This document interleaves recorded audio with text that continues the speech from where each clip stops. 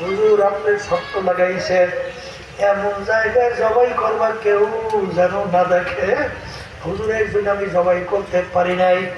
তখন হুজুর বলেন, মুরিদেরা এই বোকাটাকে রেজাউল কারীম ওয়াবদুল কারীম ওয়া রহিমা খাতুন, তোমার মূল্যবান হায়াত থেকে 1টা ঘন্টা চলে গেছে, আর কোনদিন আসবে না, আর কোনদিন পাবা না। এরকম করতে করতে তো দিন রাত্র শেষ করলাম। এখন কাঁচা দাড়ি গুলা পাইকাও সাদা হইয়া গেল, দাঁত গুলা পইরাও বোকরা হইয়া গেল। আহারে আহারে পোলার বাচ্চার দাদা হইয়া গেল, মেয়ের বাচ্চার নানা হইয়া গেল।